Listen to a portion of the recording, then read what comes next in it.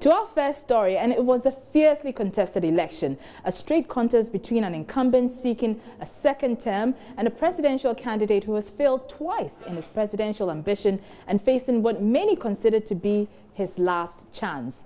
The 2016 election was indeed memorable. Today marks exactly 1 year since many Ghanaians made their way to polling stations across the country to elect a new president. A year on, we bring you a special report that brings back some timeless sounds from that make or break election that kicked out the NDC and brought in the MPP. JoyNews' Joseph Akable has more.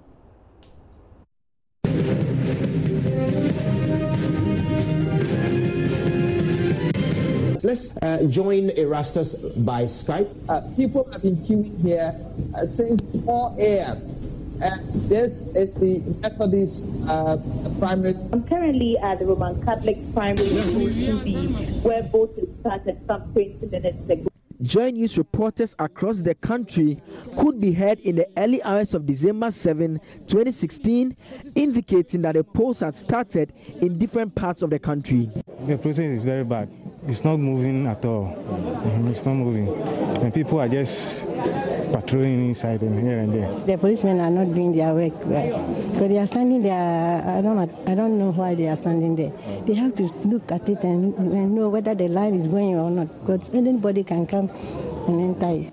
It was the decision day, a day for millions of citizens to decide who leads them for the next 4 years. A lot had happened in the political space prior to the election day.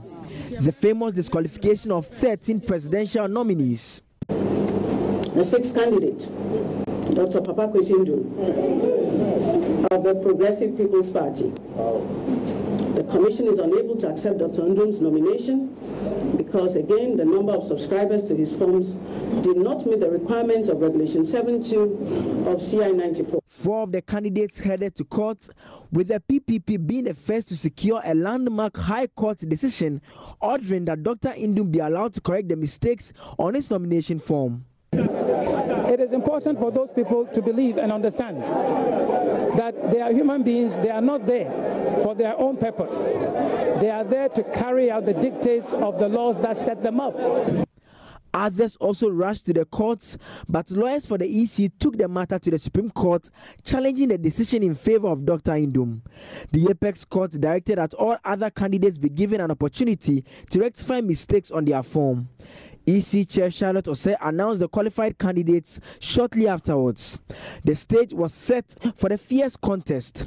It was not in doubt that the NPP and NDC would be the dominant forces. This was known from the onset of the race. Candidates, party leaders had a go at each other. The youth of this country, we are saying to the NDC that we see you all right. You want us to see you? We see you, but we see incompetence. We see you, but we see corruption. We see you, but we see mismanagement. We see you, but we see bad governance. We see you, but we want change. We see you, but we want Ghana to move forward.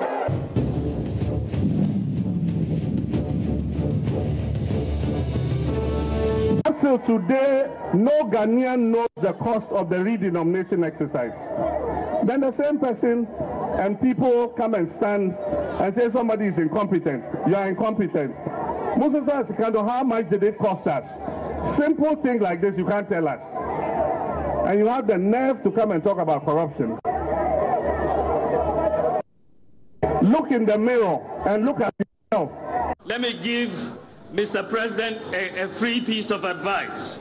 Mr. President, please desist from embarrassing yourself by stating that Moody's has upgraded Ghana. Your economic management team should explain that difference to you. It is the same with the economy. If you create the impression that the economy is in crisis, Ghana is going back, despite all the scientific basis, even from outside, Moody's comes and upgrades us and says there's more confidence in Ghana's economy. We've gone from negative to stable. And then somebody who calls himself an economist can stand and say there was no Moody's upgrade. I can't think far. And he's saying, with these statistics, that we should give him another chance, another 4 years. Are we going to give him another 4 years? We are not going to give him another 4 years. He is a threat to the future of our country. We're going to put him aside and bring in Akufo-Addo and the MPP to lift our country up and get Ghana working again, get Ghana going again. I can't think far for no. Oh yeah. We can think far. We can think far. Fishermen are suffering and industries are suffering. Artisans are suffering and Kayaye are suffering. The disabled are suffering and men are suffering.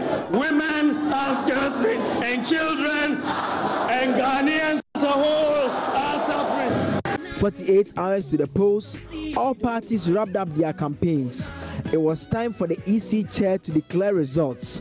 The parties were impatient. And we think it's about time that we call on our opponents to concede and congratulate. We want to assure our supporters and Ghanaians that President Mahama is in a comfortable lead as far as the presidential vote is concerned. We have always known that the MPP will misbehave, but let their misconduct and their misbehavior not deter you and scare you. The victory of the NDC is coming again, and the people say, God. We therefore project it is almost statistically impossible for President John Dramani Mahama to achieve 50% plus one. Our projection is that Nana Addo Dankwa Akufo-Addo will win the 2016 presidential election. It is precisely on account of my belief in Ghana and its future that, notwithstanding the irregularities associated with this election, I have decided at this stage to congratulate the president-elect. On the basis of the foregoing figures, and by the power vested in me as the chairperson of the Electoral Commission and the returning officer for the presidential election, it is my duty and my privilege to declare Nana Addo Dankwa Akufo-Addo as the president-elect of the Republic of Ghana. Thank you. God bless our homeland Ghana and make our nation. Whether you supported me or not, whether you campaigned for me or not, whether you voted for me or not, I can promise you one thing. I will do my best to serve your interests and put our country back on the path of progress and prosperity.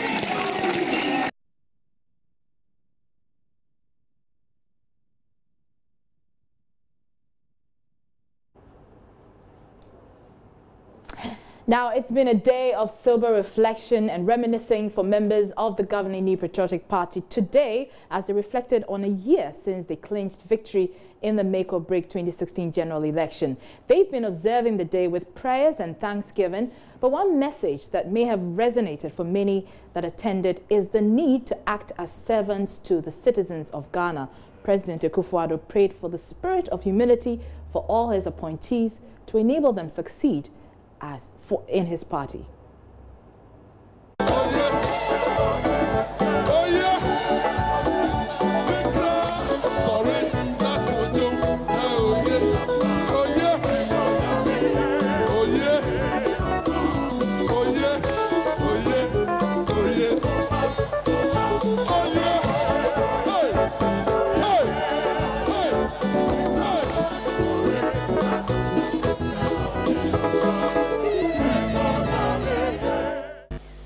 It's appropriate that we renew our prayers for our nation,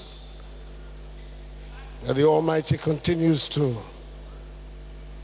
preserve the peace, the unity, and the freedom of Ghana, that those whom He has called to serve in government, that He continues to endow them with the spirit of humility and a spirit of service, so that they can address the needs of the people of Ghana for progress and prosperity. And me, who is selected to lead the team, I continue to seek His prayer that he gives me wisdom, that he gives me strength, that he gives me compassion and humility so that I can be a good leader for his Ghanaian flock.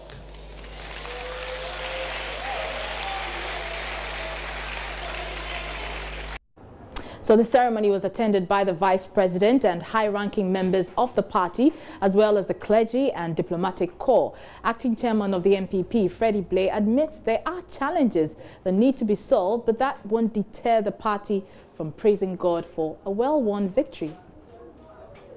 We're celebrating life. We're celebrating 1 year of our election victory, 1 year of Ghana's election that took place a year ago. We remember a lot of things that happened a year before. The peaceful election we had last year, and for the good things that the government is doing for us. That's why we are celebrating. We are happy. We are glad God is being with us. We are glad that things have not gone the way, but that's what we expected it to be. We are happy. We thank God.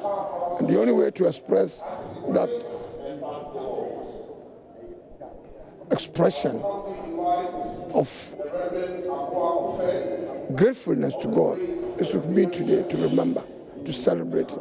That's what we are doing today. We want to look at the bright side of life. Why not? Life can be straight line. Sometimes there will be a few things that we may not agree with, but on the whole, on the balance, it will be positive. Things will be good for this. You can hear, we're happy.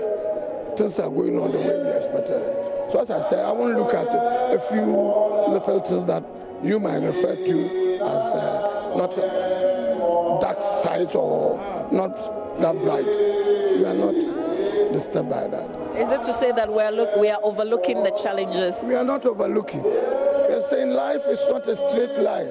It will be even dull.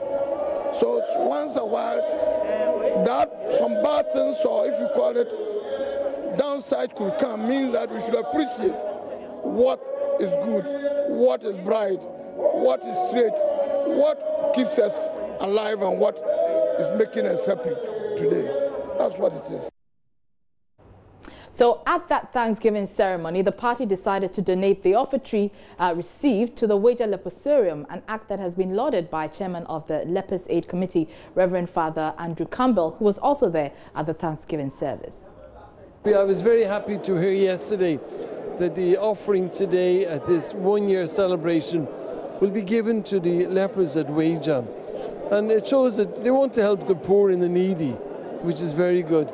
Our people out in Wager and other parts of Ghana who are inflicted with the leprosy need help. They certainly do need help. So when I heard this, I was very, very, very happy to be able to be told that today's offering would go towards them. It'll help them a lot. It's near Christmas time, and they'll be able to buy gifts for them and look after them in every way. So it'll go a long way to help them to make this Christmas a happy Christmas. But I'm hoping it'll be a nice sum to be able to take care of them in Wager. Because on the coming Sunday, we're inviting all the lepers from Ho and from Wager to Christ the King. And their Labadi Beach Hotel is going to give them a nice 5-star lunch, their Christmas lunch. So all are coming together. It shows that the poor and needy are a treasure in society. They are a treasure to us because they make us aware of what we have. They have nothing, but in the end they've got everything. And as the gospel reading today at the ceremony told us on Luke chapter 17, to give thanks to God. One came back and said, thank you. The lepers teach you. They always teach you to say thank you. My first Christmas gift every year is always from the lepers. And there's always a turkey and yams and tomatoes. That's the first gift I ever get every year. That's what they do. They tell me that, they have nothing but they have everything. They are happy and they don't have all that we have. But yet they are happy and they are content and they give thanks to God.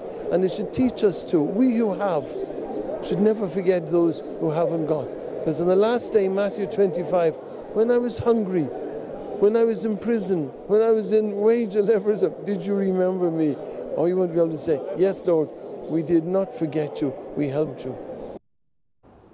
Let's head to Parliament now, because the minority is upset with government after 5 ministers summoned to answer questions on the floor of Parliament failed to show up. The NDC MPs say this is an indication the MPP government is not ready to govern the country. Speaking on the floor, Deputy Minority Chief Whip Ahmed Ibrahim demanded the executive arm of government treats the legislature with a lot more seriousness. He questioned why the MPP administration is prioritizing its one-year victory anniversary over government business. Exactly a year today, Ghanaians were queuing to vote for us. Exactly a year after that, we come to the chamber, we do 30 minutes, and we are closing. May God save this country. I second the motion.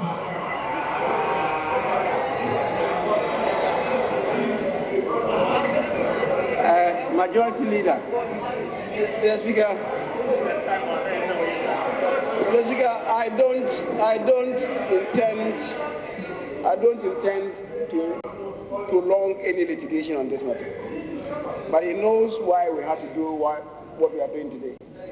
Having said so, Mr. Speaker, on occasions when we have had to sit, even beyond 10 p.m., we have had complaints that we are too much loading business in the House. I take a cue from what the Minority Chief Whip have said. Mr. Speaker, we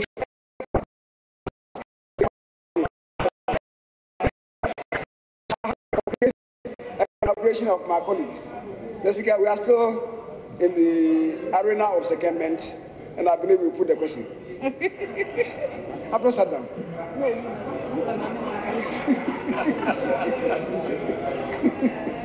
Mr. Speaker, so my appeal to you is to put the question.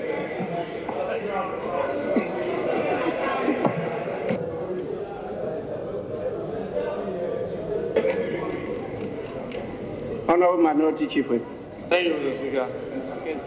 Mr. Speaker, I hope the strategy of the Majority Leader is not to hide difficult business that requires detailed scrutiny to the tail end, where he will come and push all of them and expect us to stay here to midnight so that we will not have the opportunity of proper scrutiny.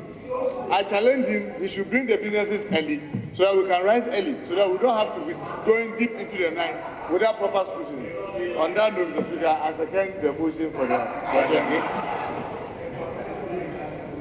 Honourable Minority Chief Whip, there is no motion before the House. When I asked for indication from the Majority Leader, he raised two issues. The first one was to give information to the House about reports from various committees.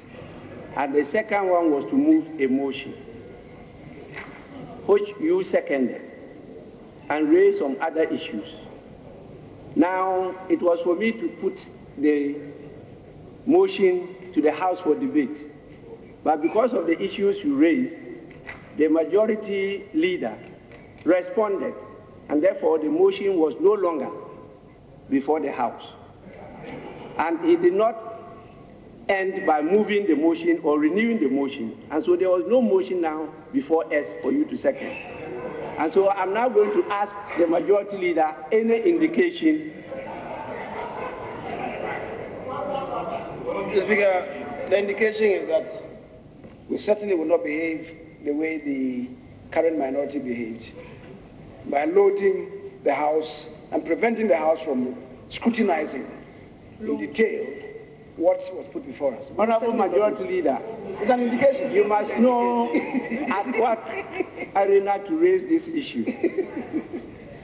The Speaker is presiding. The Speaker, respectfully, I move again that this House takes an adjournment until 10 o'clock tomorrow in the forenoon. I so move. You're watching The Pulse. I'm Arba Kumsin. We're taking a short break, but don't go away, because when we return, I have a special guest in the studio.